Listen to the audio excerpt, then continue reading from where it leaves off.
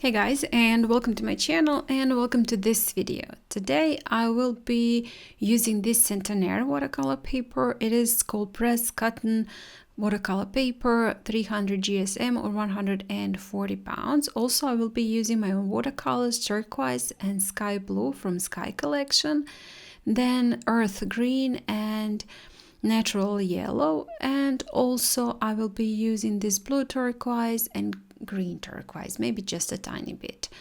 From the brushes, this Raphael flat number 22 brush, Dainayw. This is around number 12. This brush from Lebenson.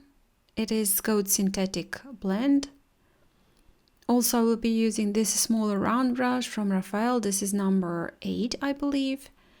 And I will also be using this brush. This is from Liquitex, but I don't really use it for watercolors, but I do find it to be quite nice for lifting the paint.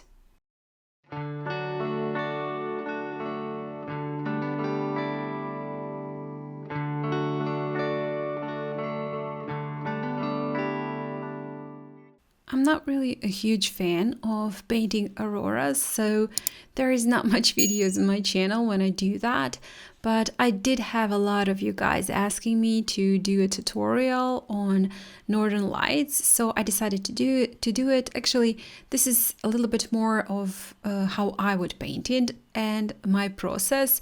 It's not necessarily the best way to do it. Maybe it will give you an idea how could you practice painting it and doing it.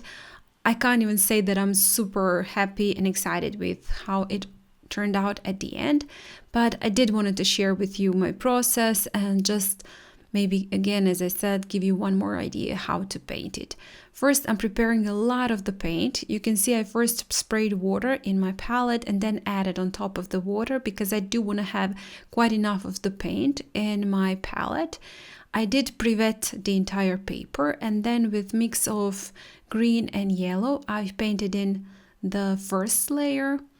And you can see I left some parts white and went all the way down. Here I will be painting some pine trees and there will be a ground. So that is just the first layer, is just the background for my, I guess, for the ground. Adding a little bit more of the yellow, of the green. I do want to have it quite saturated. This is something similar to a sap green. So if you have a sap green, you can use a sap green here, or maybe you can use any green you like for the northern lights. I did dry it fully, and then when it was dry, I pre-wetted again, added more water on top. Just be careful not to lift your paint too much. Just don't fuss and go back and forward too much.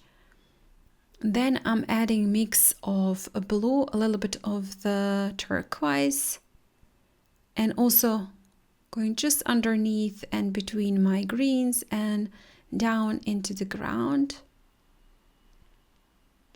I do want to have this a lighter blue in my painting.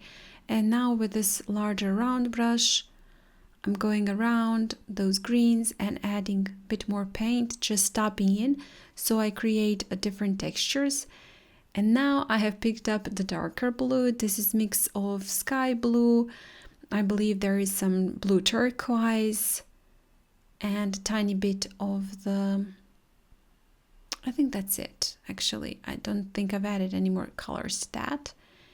And you can see I'm just going in between using a lot of the pigment because I want my colors to be quite dark. I will be lifting paint, so when I start to lift paint, the layer has to be quite dark so I don't left out with a washed out paint. And now I'm gonna use that brush from Liquitex, and you can see what I'm doing. I'm just starting. You have to make sure that your brush is completely clean and also dry. Don't add water to your brush. You can use here any maybe flat larger brush that has slightly bit stiffer bristles, because watercolor brush have very soft bristles. I'm not really sure it's going to work with that, but if you have a one brush with a slightly stiffer bristles, you can use that. So you can see I'm just picking up paint, and every time I go onto my paper and pick up the paint, I clean my brush on just a paper and then dry it. You can see it does look also quite light, even though I've added a lot of the pigment. This is not something I would recommend to do in layers that last, I guess, darkest layer, because if you do go in layers, it will just get ruined. So you have to do it in one layer, and just make sure you use a very, very saturated color, pigment. So now adding those pine trees, as I said. On top, I'm using a smaller brush, Levinson brush, to do that upper part of the pine tree and just going downwards. I'm using a larger brush, and also I did wet the paper underneath my pine trees.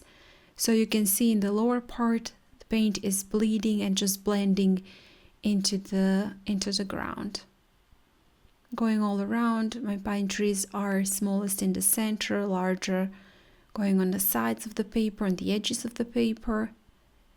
And there's just no really wrong way to do pine trees here. You can do a first layer, maybe just add some colors and just make it blurred, and then on top add some layer of the pine trees that is more in focus. I did not do that. I just made one layer and one row of pine trees. Just adding a bit more of the pigment in the lower part, also a little bit more of the blue in the lowest part to make it look like it's reflecting sky.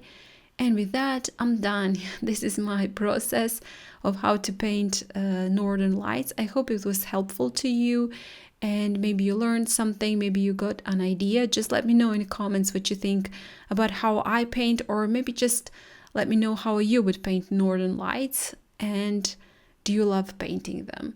Again, guys, thank you so much for watching, for all your support, and I really do appreciate that a lot.